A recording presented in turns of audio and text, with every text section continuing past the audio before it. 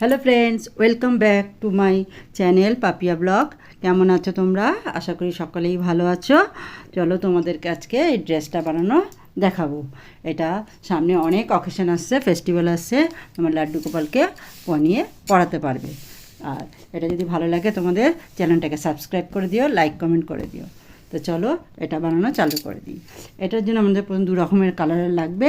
আমি 4x4 নিয়েছি আর 3x3 দুটো কালারের নিয়েছি। 4x4-এর ওপরে আমি 3x3টাকে ট্রায়াঙ্গেল শেপ দিয়ে বসিয়ে কোনা দিয়ে টেনে নিয়েছি একটু হাফ, ওই কোনা দিয়ে হাফ টেনে নিয়ে এটাকে আমি সেলাই করে দিয়েছি মেশিনে। তোমরা চাইলে হাতে করলে হাতেও করতে পারো, মেশিনে চাইলে মেশিনেও করতে পারো। ঠিক এরকমভাবেই এরকমভাবে সবগুলো আমি সেলাই করে নিয়েছি। যতগুলো লাগবে ততগুলো আমি এগুলো সেলাই করে নিয়েছি। আর এবারে যে আমি বেসটা বানিয়ে রেখে দিয়েছি, সেই বেসের ওপরে প্রথমে এইগুলো একটা একটা করে গায়ে গায়ে লাগিয়ে লাগিয়ে আমি এটাকে বসিয়ে দিয়েছি। পুরো রাউন্ড করে না বসে এটা হাফ সার্কেলে বসাবো আর হাফ সার্কেলে ফিল দেবো। এই যে এরমভাবে বসিয়েছি একটা লাইন, এরপরে যতগুলো লাইন হয়েছে এরমভাবে বসিয়ে দেওয়া হয়েছে। আর হাফ সার্কেল যেটা রয়েছে তার মধ্যে আমরা ফিল বানিয়েছি। ফিলটা আমি বানিয়েছি 2.5 ইঞ্চি চওড়া, আর হলো যতটা কাপড়টা আছে ততটা। এরমভাবে ছোটো ছোটো করে ফিল বানিয়ে যতটা লাগবে আমার ততটা আমি বানিয়ে নিয়েছি। এরকমভাবে তারপরে 2 ইঞ্চি সার্কেল দাগ কেটে নিয়ে তার উপর দিয়ে এটাকে সেলাই করে দিয়েছি।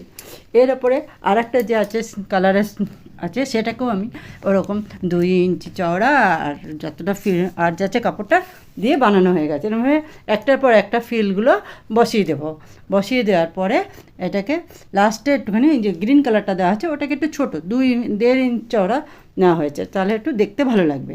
চওড়া দিয়ে এটা আমি পুরো ফিলটাকে বানিয়ে নিলাম। এটা আমার 5 নম্বর লাড্ডু গোপালের জন্য হচ্ছে, 6 নম্বর লাড্ডু গোপালও এটা পড়তে পারবে। আর এটার জন্য আমি কোমরপট্টি বানানো দেখালাম না। আশা করি বন্ধুরা তোমরা সবাই কোমরপট্টি বানাতে জানো। যদি না জানো আমাকে কমেন্ট বক্সে জানিও, আমি বানানো দেখিয়ে দেবো। এরপর আমরা এটা কি বানাবো, চলি বানাবো। চলিটার জন্য আমি নিয়েছি 10 ইঞ্চি লম্বা আর হলো 2.5 ইঞ্চি চওড়া। এটাকে দুফোল্ড করে আমি টিস্যু রিবন দিয়ে মুখটাকে মেরে দিয়েছি। তোমাদের কাছে যা থাকবে তাই দিয়ে করো। এটাকে 2 টুকরো করে নিয়ে ভি শেপ দিয়ে তারপরে এটাকে আমি সেলাই করে নিয়েছি। সেলাই করে নিলে এটা ভি শেপ হয়ে গেল। এরপরে এটাকে দড়ি দিয়ে মাঝখানে একটুখানি দড়ি দেবো। দড়িটা যে তোমাদের যদি রিবন থাকলে রিবন দেবে, আর যদি দড়ি থাকে তাহলে দড়ি দিয়ে দেবে। আমি এটার মধ্যে দড়ি দিচ্ছি। দড়ি দিয়ে এটাকে 1/2 ইঞ্চির মতন মুড়ে দেবো। 1/2 ইঞ্চির মতন যে মাঝখানটা রেখে 1/2 ইঞ্চির মতন মুড়ে দিয়ে উল্টো করে এটাকে আমি সেলাই করে দেবো। আগে আর পিছনে লাস্টে দুটোকে লক করে দিতে হবে, নাহলে কিন্তু সেলাইগুলো খুলে যাবে। আর যদি তোমরা চাও তাহলে দড়িটার মুখেও তোমরা লটকন বানিয়ে লাগাতে পারো, ভালো লাগে লটকন বানালে। আমি একটু এটাতে লটকন বানিয়ে দিয়েছি, না বানালেও চলবে। এরকমভাবে একটা চলি তৈরি হয়ে গেল। সামনে অনেক ফেস্টিভ্যাল আছে, এরকমভাবে তোমরা খুব সহজেই ঘরে বানিয়ে ফেলতে পারবে।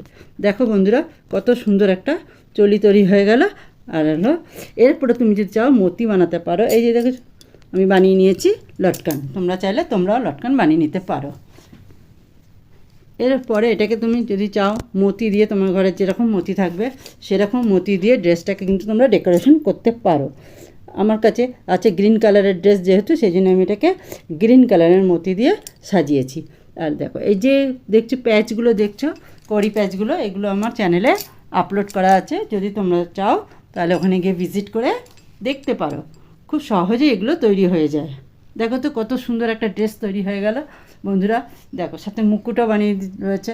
যদি তোমরা বলো মুকুটটা বানানো দেখাতে, তাহলে আমি সামনের ভিডিওতে মুকুট বানানো নিয়ে আসবো। আর তোমাদের যদি ভালো লাগে বন্ধুরা অবশ্যই লাইক কমেন্ট করে দিও, সাবস্ক্রাইব করে দিও, আর বেলের ঘন্টিটাও বাজিয়ে দিও, তাহলে পরের কিছু ছাড়লে নোটিফিকেশন তোমার